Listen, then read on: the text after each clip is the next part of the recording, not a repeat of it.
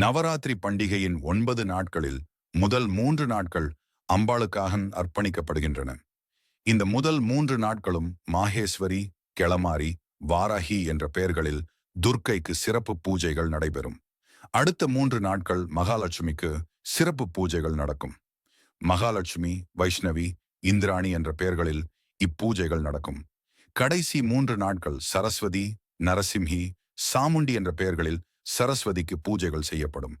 முன்பு வரமுனி என்ற பெரும் சக்தி வாய்ந்த முனிவர் ஒருவர் இருந்தார். எல்லாவற்றிலும் சிறந்து விளங்கியவர் வரமுனி. இவருக்கு நிகர் இவர்தான். தனக்கு இணை யாருமில்லை என்ற தலைக்கணம் இவருக்கு ஏற்பட்டது.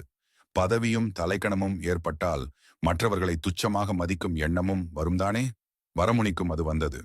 இவர் தலைக்கணம் காரணமாக அகத்தியர் போன்ற பெரும் முனிவர்களிடமும் மகிஷம், எருமை போல் உருவம் கொண்டு அவமரியாதையாக நடந்து கொண்டார்.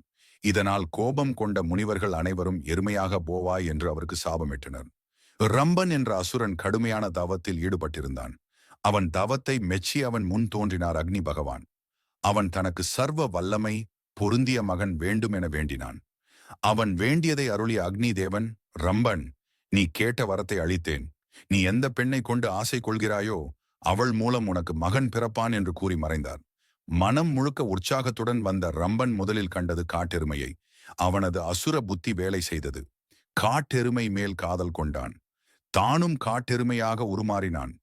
முனிவர்களால் எருமையாய் பிறப்பாய் என்று சாபம் பெற்ற வரமுனி அசுரனின் வாரிசாக மகிஷாசுரனாக பிறந்தான். மகிஷாசுரன் 10,000 ஆண்டுகள் பிரம்மனை குறித்து தவம் இருந்தான்.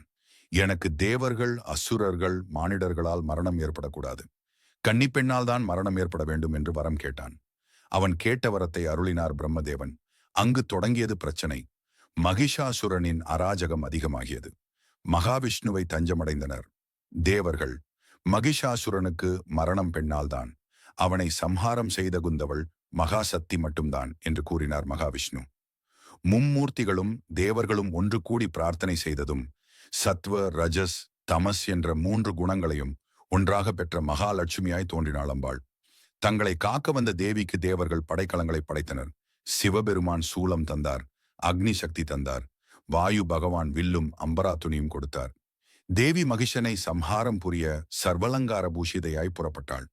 அம்பாளுடன் கடும் போர் புரிந்தான் மகிஷாசுரன். கடும் போர் முடிவுக்கு வந்தது. அநீதி அழிக்கப்பட்டது. அழிந்தான் மகிஷாசுரன். அம்பாள் மகிஷாசுரனை சம்ஹாரம் செய்தது அஷ்டமி தினத்தன்று. தேவர்கள் அம்மனை வணங்கி வழிபட்டது அடுத்த நாளான நவமி தினத்தன்று. தேவி மணித்வீபம் மூலஸ்தானம் சென்றது அதற்கு அடுத்த நாளான தசமி தினத்தன்று. இந்த நாட்கள்தான் நவராத்திரியின் கடைசி 3 நாட்களாக கொண்டாடப்படுகிறது.